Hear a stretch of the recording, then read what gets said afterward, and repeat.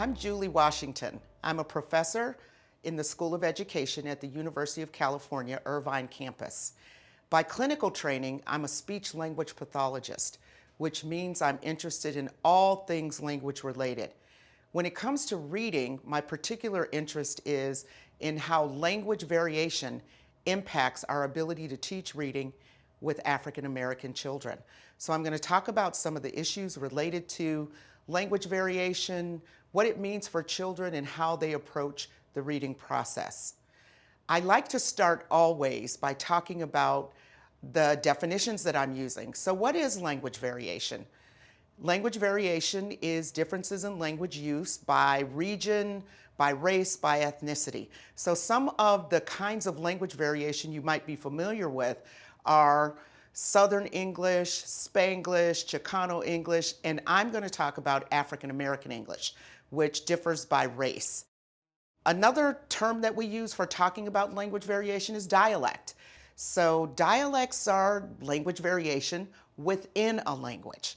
And dialects are rule-governed variations of a language that differ by region of the country, by different countries, by different states, and in different cities. So regionally, they can differ at really small levels, like New York City has its own dialect, or we can talk about dialects that differ by race and ethnic groups. Another thing about dialects that's really important is that where there are languages, there are dialects. And the more languages you have, the more dialects you're going to encounter. I like to talk about what dialects are because I think it's also really important to talk about what they're not. Dialects are not slang, they are not ungrammatical, they are not incorrect. And that turns out to be really important when we start talking about reading in children from different cultural backgrounds, because your view of a child's language system is going to impact how you address it when you encounter it in a classroom. The other important thing about dialects, we tend to think about dialects just in the way they sound, like Southern English is a dialect. But the reality is that dialect impacts every domain or element of language. So there's morphology, which many of us know is the smallest unit of meaning in a word. Morphology is really impacted by dialects. In the case of African American children, for example, sometimes morphemes are there, sometimes they're not. Phonology is the smallest unit of sound in a language. Anyone who teaches reading knows that what phonology is. And phonology is really impacted by dialect variation. Then there's syntax, which is sentence structure. There's pragmatics, which is the use of language, and semantics, which we tend to just think about as vocabulary. But for children from different cultural and linguistic backgrounds, what words mean, how they're used, can be very different from one group to another. So they are also impacted by dialect and by the community that you come from. So one of the questions I get a lot is, do I speak a dialect? A lot of people think they don't speak a dialect, but I'm here to tell you that everybody in the United States speaks a dialect. There are dialects all over the country. Even somebody like me who comes from Seattle, people think that Seattle has no dialect. Of course they do. It's called the Pacific Northwest dialect. There's also dialects in the South, the Southeastern dialect. There's the dialect of Louisiana, which is really special, and the dialect of cities within Louisiana, like New Orleans, that sound very, very different.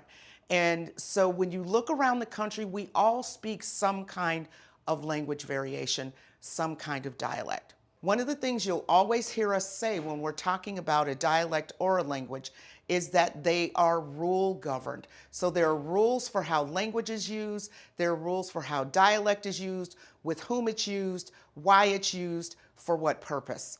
And so when we talk about the rule governed nature, we're talking about both languages and dialects. Languages have words that are produced to represent actions, objects, and words. There are finite combinations, and we all know the rules. Even if you can't tell me what the rules of language are, I promise you, you know them. A lot of people love this new word game, Wordle. You can't play Wordle unless you know the rules of English. So you know when you see a Q that an F can't come next. When you see an S, You know that there are some sounds that can't come next in English. And so that's our knowledge of the finite combinations of sounds and letters. The other thing that's really important about language, especially when we're talking about reading, is that language is innate. So humans are wired to produce language. You come into the world wired to produce language. And with few exceptions, like in the case of language impairments, most children will talk. As long as you're getting some kind of input in your environment, whether it's good input or not, children will talk. We will all talk. And so that's very important to remember about language. It is innate. Why is it important? Because reading's not, which is something that we'll talk about. Reading is a learned skill. Language is an innate skill that you're born to use. Language is also agreed upon by members of a community. That's a really important element of language, because when we start talking about dialects and language varieties, they develop within communities, within families, within social groups. And so the people who belong to these groups agree, this is how we use language, this is what's correct, this is what's good for us. And when they get to school, we tend to think of school as just an educational context, but it's also another communication context. So for example, if you think about some of the more basic things about school that count as communication, you may not talk without raising your hand. That is a basic communication idea in a school, and it's agreed upon by the community of speakers. Who is the community of speakers? The teachers, the children, the principal, everybody who's in the school. So when we think about a community of speakers, every time a child goes from one linguistic system to another, they have to figure out what the rules are in that system. And when you're talking about children who use dialects, who come from communities that are using a very different language system, those children are often comparing what you're doing with what they already know. And so when we think about children who come to school and who are using dialects like African American English, one of the takeaways I want you to have about those kids is that when they show up, they are expert language users. They are experts in the system that they learned in their community, from their grandmothers, from their parents, from their peers, from their siblings. And what you're doing is teaching them something new. They already know something, and they know it really, really well. So our task as educators is to figure out how to map onto what they already know so that they learn what we also are trying to teach them. That's what we're doing with oral language in schools, and it is absolutely what we're doing with print. When you start teaching children to read, we know that reading has language as its foundation. So if you're coming to reading with a language system that's different, then you have to figure out how to map your oral system onto what's being taught in writing. And so dialects are really important for that reason when we're thinking about teaching reading. And that's really what we're talking about here for African American kids in particular. When you are teaching an African American child to read and they come to school using African American English, and we'll talk about what those features look like, you cannot ignore the use of that dialect when you teach reading. We cannot teach children to read well without integrating into our teaching the system that they bring with them, because they're already experts in that system. And so when we start talking about dialect, it's a language variety that children are learning in their homes, in their communities. It's the one spoken by their parents, their grandparents, their siblings, and the children that they interact with before they come to school. And then they get there, and can you imagine, just like we seem to understand that when we talk about variety across languages. So we know that when a child comes to school and they spoke Chinese at home, and we speak English at school, we're very aware that there's a transition to be made. But the kids that we don't think about are the ones who speak English, but they use a variety of English that's different than print, and that's different than the variety that's used in a school. And so it's really important for us, I think, as we're thinking about how to teach reading to all children in a way that affirms and supports who they are and makes them good readers, that we have to incorporate the language that kids are bringing with them. Easier said than done, especially for varieties like African American English. One of the things that people have heard me talk about a lot is that African American English, like many dialects of English, is considered low prestige. So it's a dialect that we don't value very much. A high prestige variety is one where when we hear people speak it, we automatically attribute positive characteristics to a speaker, like British English. We hear a British accent, we think the person is like high class, related to Queen Elizabeth, and probably drinks tea and eats crumpets. That's a very positive, high prestige dialect. African American English, on the other hand, is like Southern English. When we hear people with a Southern accent, all of a sudden it's, oh my God, they're rednecks, they are not well educated, they're probably not very open-minded. Those are biases that go along with the way people talk. And that is a low prestige bias. And we see the same thing with African American kids.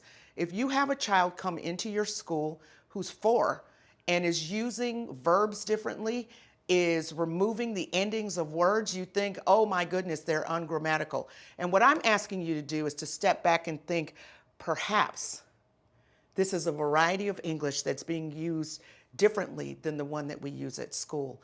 And respect and honor what children are bringing to school. That's really, really important. I keep talking about African American English. And so what is it? Remember the first part of the definition of dialect or language. It is a systematic, rule-governed variation of English. It is spoken by most African American people in the United States, but not all of them. Some African American people don't speak African American English at all. What we have learned in our research, though, is that if you are low income, you likely speak it. 99% of the kids that we encounter who are growing up in poverty speak African American English. Why? Well, often varieties of English develop because of isolation or living together in a specific sphere. It could be a state, it can be a city, it can be a block, it can be a community, it can be anything where you have a group of people who are alike and who are learning to use language together. And so what we see with low-income families is that because kids are not very mobile when they're growing up in poverty, the linguistic system that they bring to school absolutely is going to be the one from the community. Why not middle-income kids? They do too. But the difference is that because they're moving in and out of the community, we often see their ability to select codes, to switch from one system to another, depending on the context. Many of our kids growing up in poverty will learn that skill when they get to school. Some of them will, some of them won't, but they typically are trying to learn it when they get to school. And so how do we help them select the one that they need in order to succeed at reading and writing? That's what we're concerned about, and that's what we're interested in. Children need our help. They need our support. Remember, reading is taught. And so if you're talking about a child who comes to reading from a system that is very different, we're talking about children who need more time, more practice, more opportunity to learn this new system without being judged, without being taught that it's ungrammatical, without some of the baggage that we see come along with African American English. And we see this in young children, I have to say, but I'm a university professor. And I have been really, really disturbed by how many African American young adults believe that their home language system is inferior, that it's something that they need to get rid of, that it's something that's not desirable. They have not been taught that in their communities. Most of them have been taught that in school, that this is not the way we use language, that's not grammatical. And so by the time I see them at the university, they're using so much effort to try to suppress the language system that they're using verbally in their homes and communities that we silence people. We silence children, we silence young adults. And so we want to approach this differently. Yes, children need to learn the language of print, they need to learn the language of classroom, but the question is, how do we get them there without crushing them, without doing harm? That's the conversation we want to have around language variety and reading. So now I'm going to talk about African American English. What is it and how does it connect to General American English? And importantly for children, how does it change what you expect to see or hear as a teacher when children come into the classroom? So it is rule governed, remember, so we know which aspects of language are going to be impacted by African American English. I've said morphemes. It adds and deletes morphemes. So you can delete the S from a plural. So you can say two dog instead of two dogs. The important thing, though, is that a child who removes that S has indicated that it's plural already when you say two. And so in English, really, it's kind of redundant. When you say two dog, you don't lose any meaning because we know there are two of them.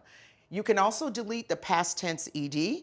And in that case, what we tend to see children do is mark it somewhere else. So if I say, yesterday, I jumped over the fence, I can say, yesterday, I jump over the fence. Because even when I delete that ed, I've already said yesterday, so you know I'm talking about the past. And that's really important because children who use language well are not ambiguous. You know what they're saying, you know what they mean. Children are still expert language users even when morphemes are not present. Because a child who's an expert language user will make sure that you understand the message at all times. And that's what happens with African American children. When I remove third person singular S, plural S, past tense ed, I mark it somewhere else in the discourse so that you can always follow right along with me. That's really important for oral language.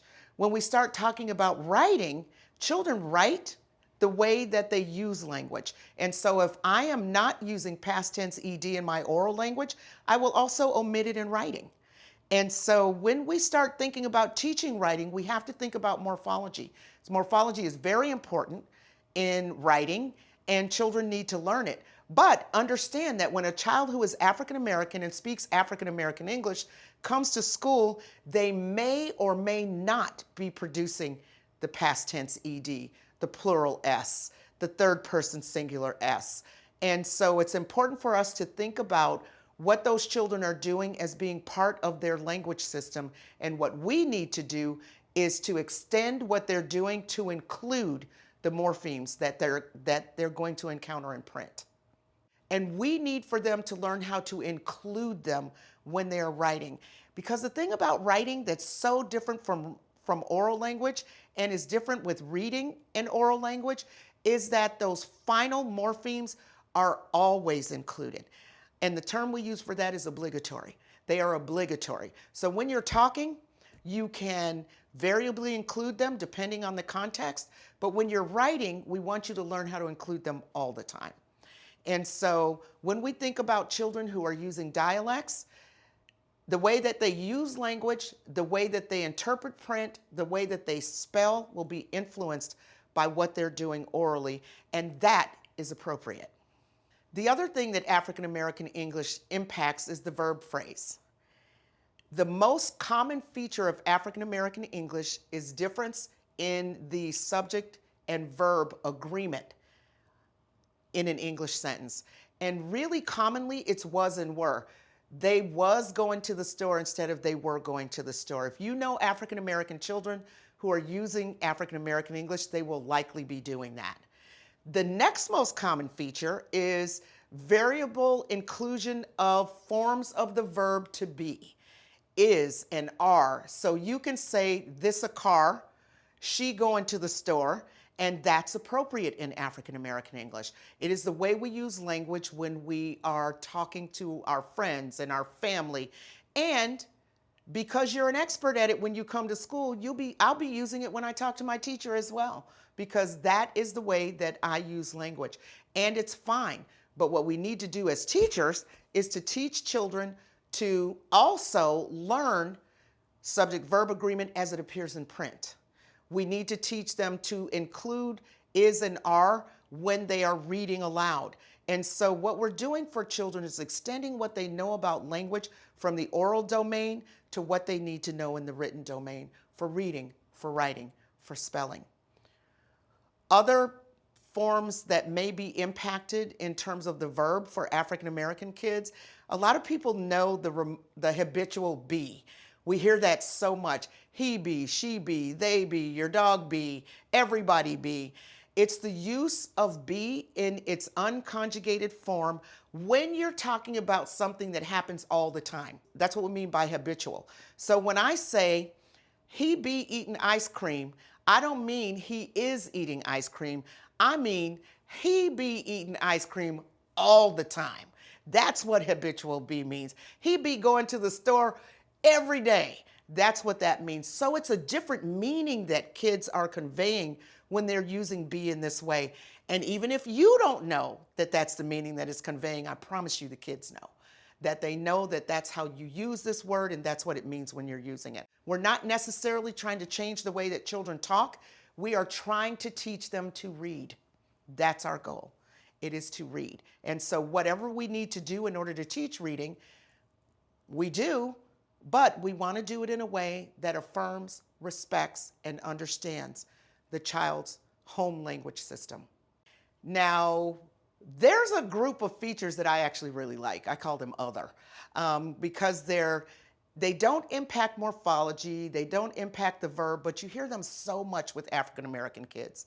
One of them, we talk about words that express imminent action. I'm finna do something, I'm supposed to do something, I'm about to do something. All of them basically mean the same thing. I'm getting ready to do something soon, right now. Fitna is one that people from the South might recognize. When you are a Southerner and you speak Southern English, you are fixing to do something. When you're a child and you're African American English and you're from the South or the Midwest or the Pacific Northwest, you are fitting to do something. And it means the same thing as fixing to. We call them Canton natives. It's like gonna and have to. Those are also Canton natives. And so fixing to, supposed to, about to, imminent action. I'm getting ready to do something. Another feature of African American English that comes into this category of other is multiple negation, the use of negatives in a sentence. When we first started doing this work around dialect, the focus was on adults. And so we used to call it double negation.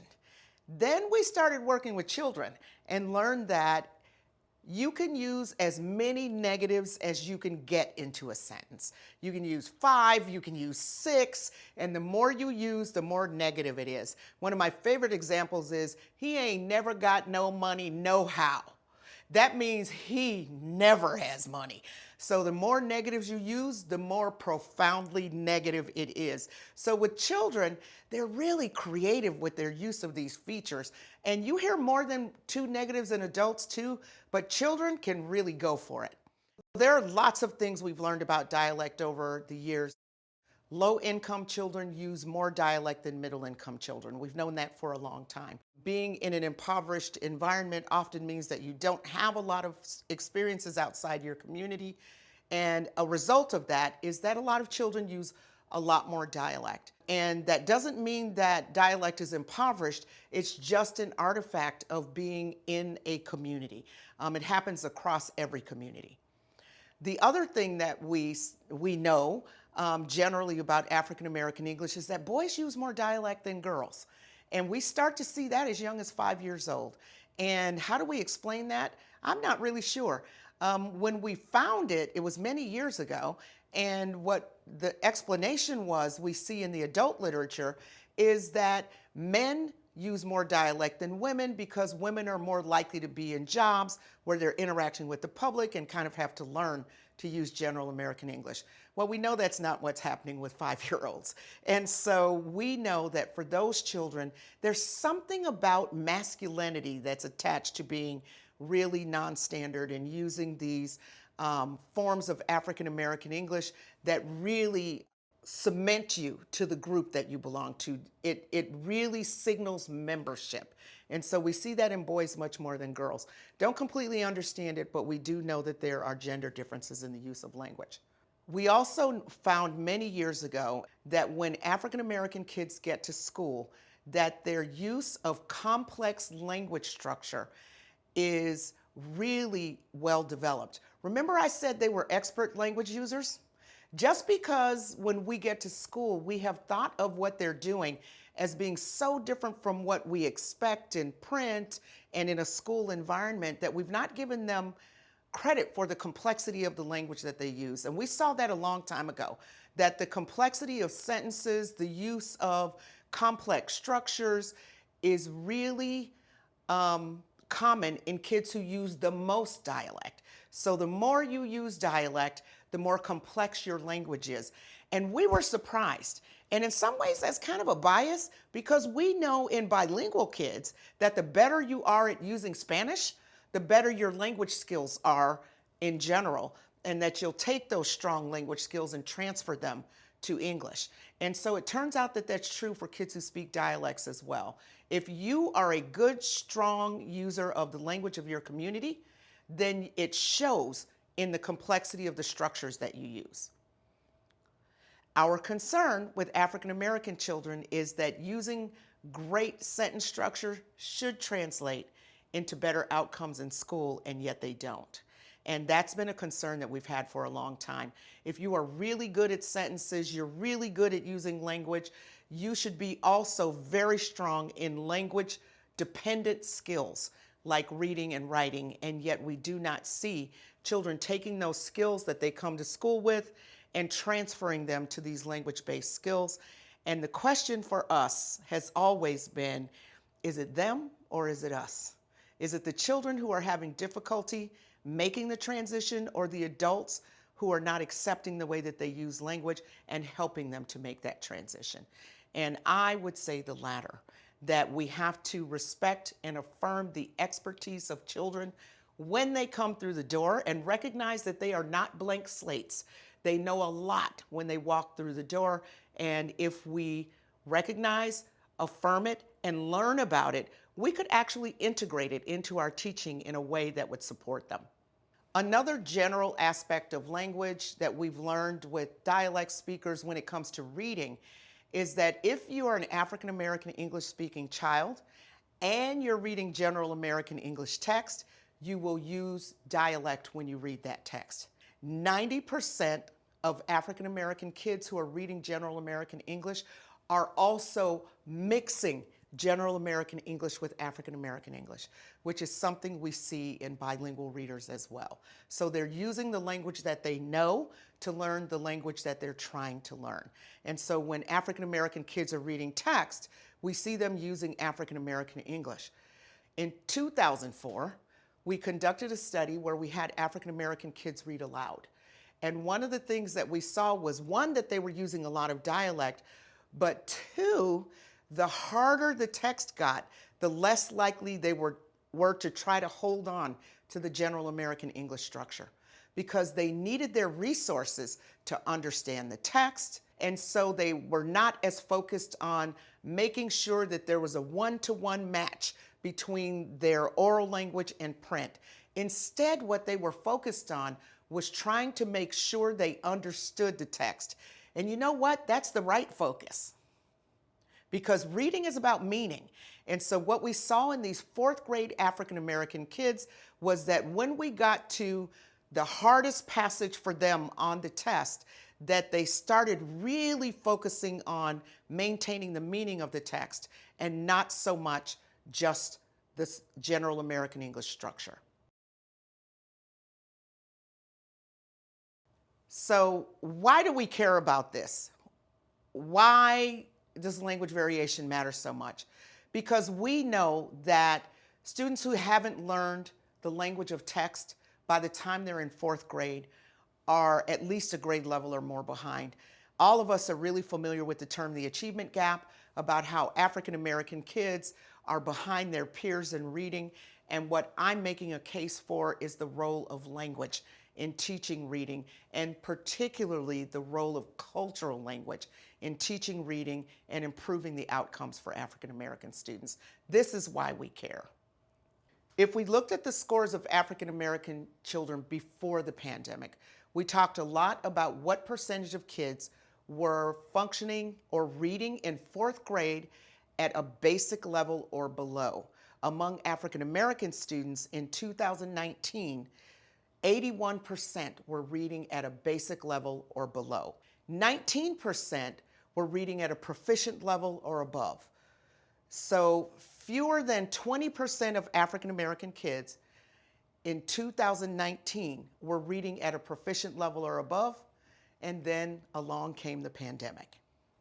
As far back as 2011, we have known that for every year that African American kids are in school, the gap in reading achievement seems to grow. So it's not getting better as children are going through school. In fact, a 2011 study by Margaret Birchinall showed that for every year that African American children were in school, they lost 1/10 of a standard deviation in reading. And so the achievement gap we have been finding over time is not closing. In fact, it's widening. And so what are some of the reasons for this? In my own work, of course, I'm interested in language, and that's what we're talking about here. So what is it about language for children who use language varieties like African American English that contributes to this difficulty with reading?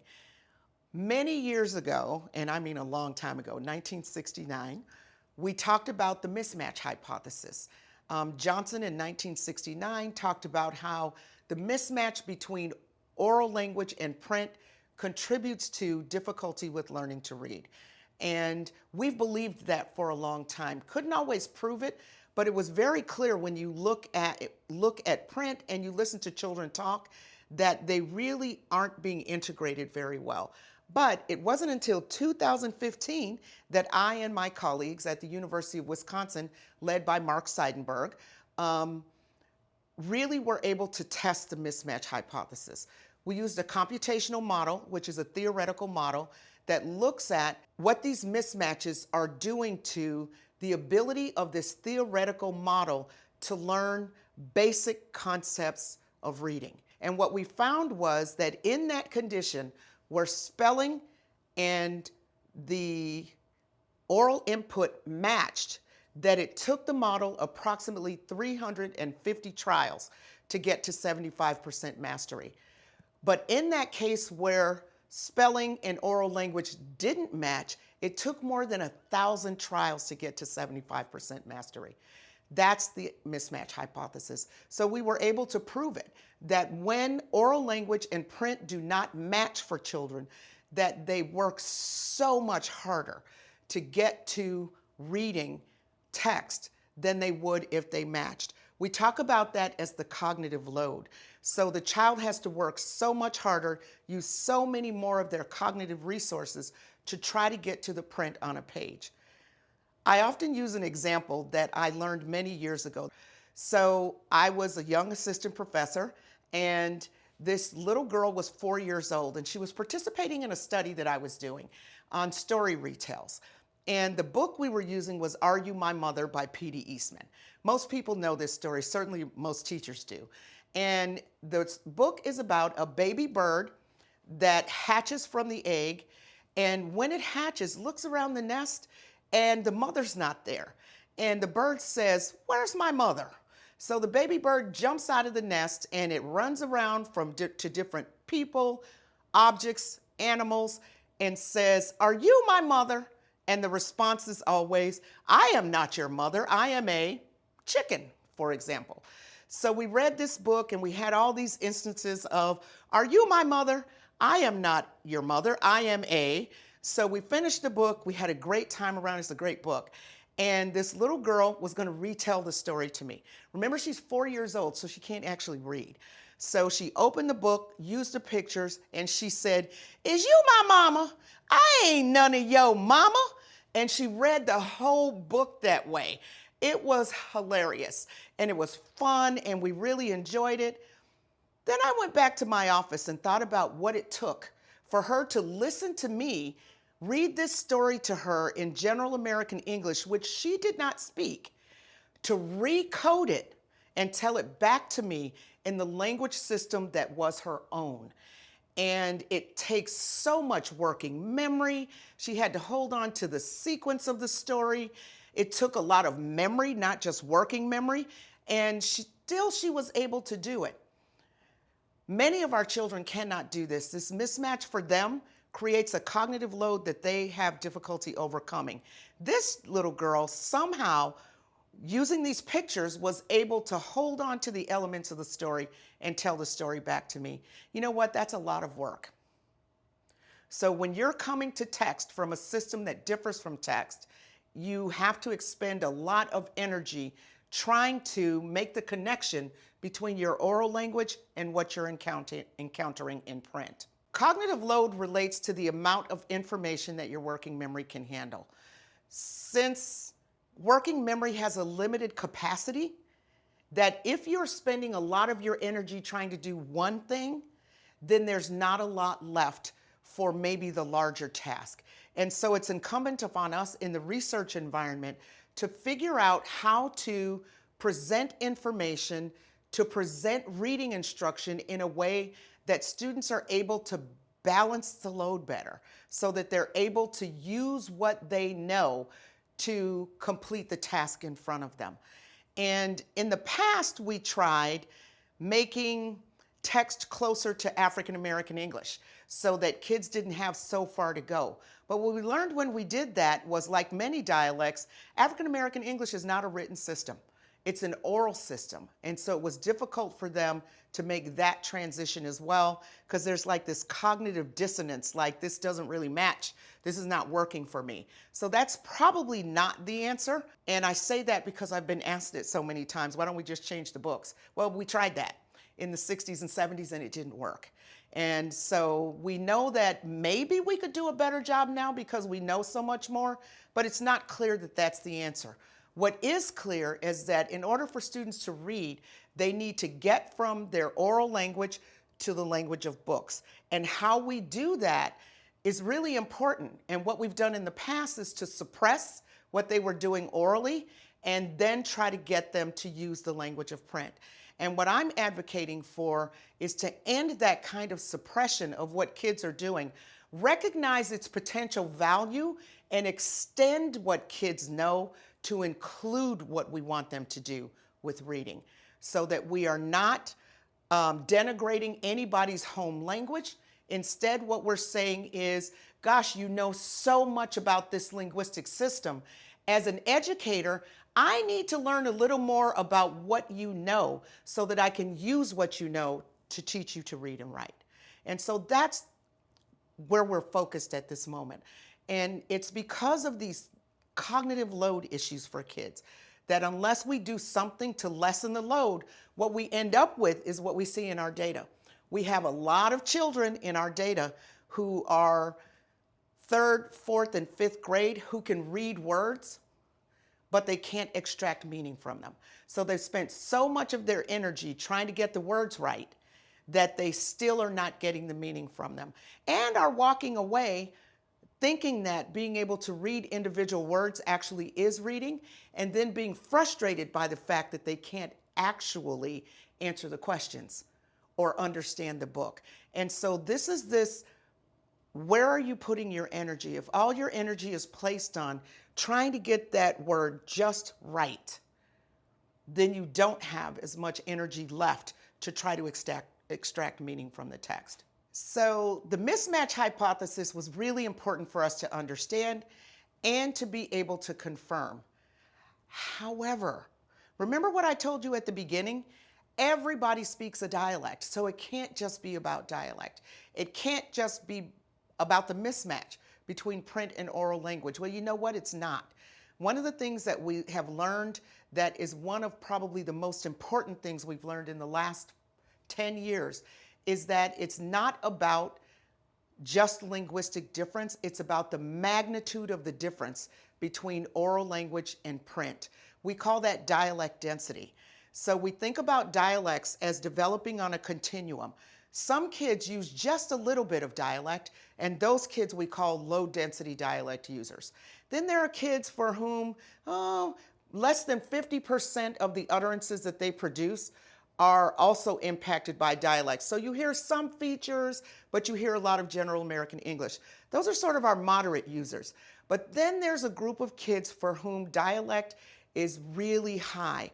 More than half of their utterances are impacted by features of some dialect. In this case, African American English. Those are the children who are struggling the most with reading because the distance between their oral language and print is so wide.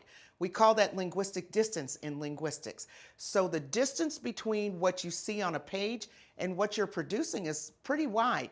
So you're using a lot of features that you're never going to encounter on the page, because remember, this is an oral system, and so you're not going to see a lot of what you're doing orally on the page, and you still need to figure out how to integrate it though in order to be a good, strong reader. And so dialect density turns out to be really, really important for kids who are learning how to read. How far away is your language from the language of the classroom and from the language of text? And for those children for whom it is very far away, it really matters. And I have to say that as a scientist, I've been doing this for so many years, but I learned the most about dialect density when I moved to the South. So when you're living in a southern state or a southern city, I was in Atlanta, you have children who are using southern features, which is one kind of language variation. They're African American, so they're using African American features. They're putting those on top of each other, and guess what? Pretty high density dialect users, because they have a regional dialect and a cultural dialect coming together, really impacting their oral language. And those kids have oral language that is really far away from print. And so I saw a lot of struggle with reading in that population. So now in my own research program, we are really focused on high density dialect users. Speaking a dialect does not make you a poor reader. Let me say that again. Speaking a dialect does not make you a poor reader. We all speak dialects. But if you are a really dense user of dialect, getting to reading on the page is a greater cognitive load for you than it is for the child who doesn't use very much, because you have more work to do. Like the little girl with Are You My Mother? She got there. But if she was really using a lot of dialect in her oral language and she was listening to me, there's this mismatch that makes it harder and harder to get to print. So when we think about dialect density, we found that it impacts spelling, it impacts writing, it impacts reading, it impacts language testing in all the same ways. The more you use, the lower your scores are. The more you use, the harder it is for you to get to the end product. And one of the responses to that we've heard from teachers and researchers is, well, then they need to stop. We need to reduce the amount of dialect they're using. We need to stop them from doing that. That's that suppression idea. We are not trying to suppress what kids are doing. We are trying to help them use what they know to learn what they need to know. I'm going to give an example of something that I learned in South Africa, actually. It impacted my thinking almost as much as the Are You My Mother example. I was working with a group of kids in a rural environment, and we were having them do speeches. And we had this competition. If you memorize this and do it well, then you get this prize. So all these kids were eager to get whatever the prize was, and so they wanted to do this memorization. So the first child who got up was a girl who was about 11, and she got up, cleared her throat, got ready to do it, and then she said, I need to do it in my language first, and then I can do it in English. So she did the whole speech in Sepedi, which is her village language. She did it flawlessly, and then she looked at me and said, now I can do it in English, and she did it flawlessly.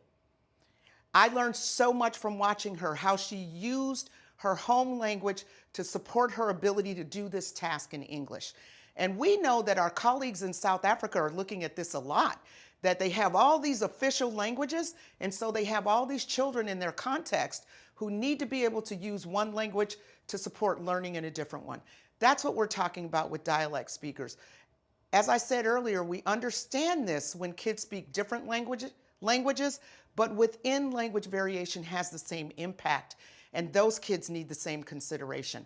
That when you're using a variation of English that is far away from print, you need the same consideration for learning how to read as someone who's coming to reading from a different language. I know the question that everybody's asking now.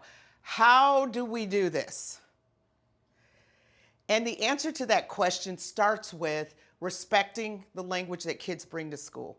You can't teach kids anything about integrating language if you believe that their language is ungrammatical or that it's wrong. It's not the Queen's English, and so you just need to suppress it. I want us to get suppression out of our thinking as educators, because it is possible for children to learn to use the language variety in school without having their own language variety suppressed. We can teach children to read without getting rid of African American English, Appalachian English, Southern English, and instead incorporating it. So that challenge is to balance the need for kids to learn the language of the classroom with the need to respect the language of home to help them learn the language of the classroom. That is our challenge as educators, and it is not a small issue. I know it's not.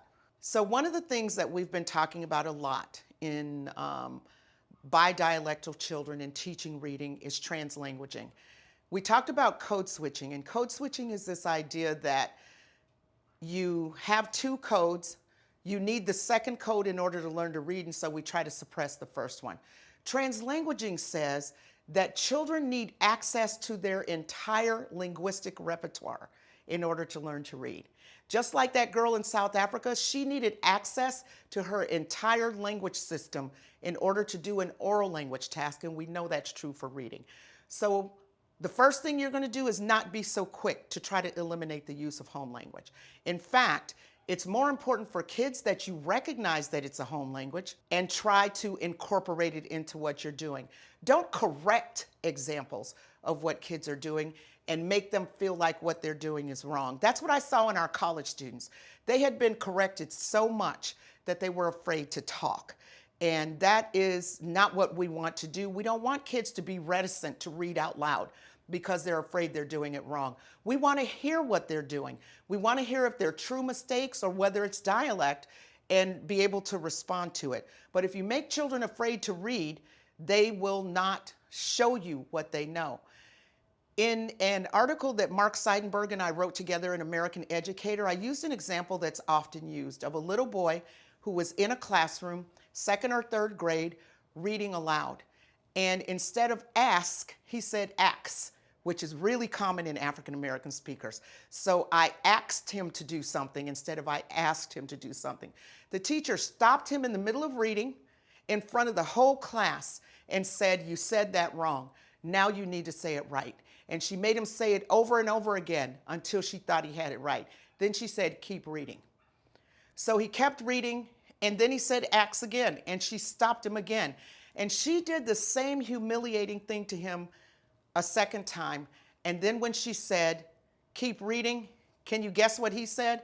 "I don't want to read." Because he's been humiliated about the way he uses language. And frankly, if you have kids in your classroom who are using certain features of a dialect, I promise you that most of the kids are doing it because it's regional or it's cultural. And if it's something that you want him to learn, he says ax, but you also want him to know ask, then that's something that you teach in a very different way than what this teacher was doing. Do not correct children in front of the class, and don't treat it like a correction. Treat it like an extension. Oh, you said ask this way. You say ax. There's another way to say this. Ask. Let's see what that looks like. Let's write it. Help them to create a mental representation of this thing that you're adding to their repertoire. You're not getting rid of what they're doing. You're adding something new to it. But you're allowing them to use what they know to learn this new pronunciation of ask. Provide more opportunities and exposure to text in order for kids to learn how to read who are using different language varieties in their oral language. One of the things I see a lot in schools is teachers who are really proud of the reading block. So the reading block is, I have a 90-minute reading block. That's fantastic. You're teaching reading, but that's reading instruction. Kids need the opportunity to read. There needs to be more opportunity to read in the classroom, and recognize when children may need to use their own language system to support what they're trying to learn. So like this little girl in South Africa who had the presence of mind and trusted me enough to say, I need to use my language. You know, your 4-year-olds aren't going to do that. They aren't going to say, I need to say it this way first, and then I'll do it that way. It's incumbent upon us as the adults in the environment to figure out that kids are using language in this way and they need to learn to read. We are not trying to suppress the way they talk. We are trying to teach them to read and write. And so translanguaging is purposeful. These are not errors. These are not problems. They're not ungrammatical. It's a language system that children really know and that they can use to support what they need to know. And I know that there are some people out there who think this is not the way to do things. There are consequences for using this language system. You are absolutely right about that. I am going to acknowledge that because it is a low prestige system, we think poorly about children who use it. And what I'm saying is that if we're going to teach children to read, we need to get past that, because we are not saying that for the rest of this child's life. They are always going to use African American English when they read and write. But I promise you that if they don't learn to read and write, they are not going to learn to extend their language system. What we have seen in our research is that children who can read code switch because they learn it from print. But if you can't read, then the chances that you will do it decrease. And so reading and oral language, dialect variation, oral language, translanguaging, reading are reciprocal. They support each other. And so teaching kids to read helps them with oral language. We talk all the time about how oral language supports print, but the reality is print also supports oral language. So when you learn to read, it improves your language outcomes as well. We're seeing that more and more in research, that there are certain kinds of linguistic structures that don't occur very much in oral language. And so if children are going to learn them, it's from reading a book. When you look at transcripts from adults, you don't see a lot of complex language like relative clauses, that adults aren't walking around saying, I want to talk to the boy who went over to the store to buy something. But books do it all the time. And so kids were seeing like 4 times as many exemplars of this kind of complex syntax in a book than they were ever going to get in oral language. So reading supports language, not just language supports reading. And I think that's a really important reciprocality that we need to think about, and especially for children who are trying to learn to read coming from a different language community. What are the best strategies for use with children at the youngest ages? I'm not sure, but we have to work together to figure out, how do we support children learning the language of the classroom when they come to school with a different variety? Because what we're seeing in our research now, not only in my lab, but in other labs, is that African American kids at very young ages, preschool to 2nd grade, are not doing so poorly on our standardized test of reading, but when they get to 3rd, 4th, and 5th grade and need to be able to use those skills to learn new things, to be able to become more complex language users, we're losing them. Helping kids make this transition from this early word reading to being able to read text and gain meaning from it is our task right now. How do we support dialect speakers at Tier 1, at Tier 2, at Tier 3?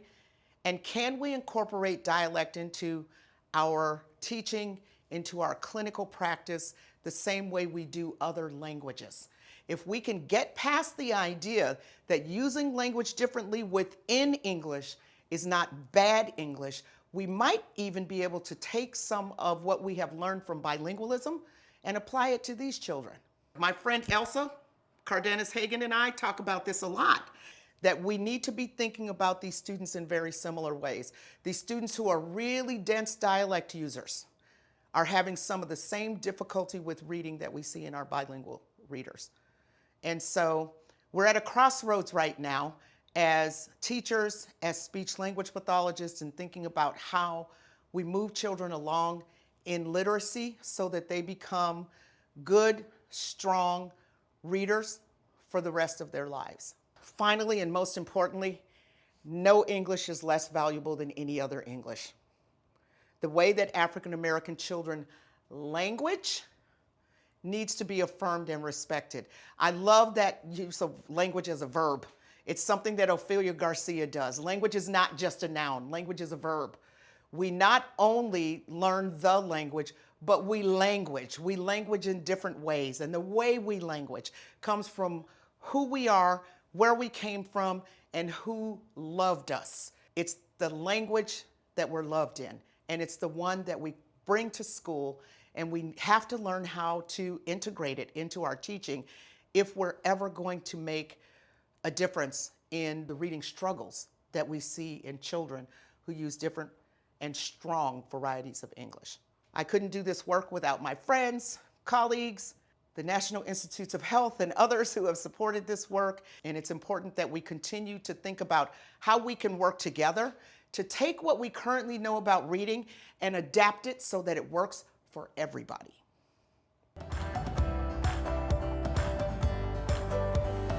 Enjoyed this video? Don't forget to subscribe to our YouTube channel at Are You Teaching? For more information, please visit readinguniverse.org. Camilla Brinton was our video editor. Connor McDonald was our multimedia producer. Tammy Mount was project manager. And Noel Gunther was executive producer. Reading Universe is made possible by generous support from Jim and Donna Barksdale, the American Federation of Teachers, the Emily Hall Tremaine Foundation, and 3 anonymous donors.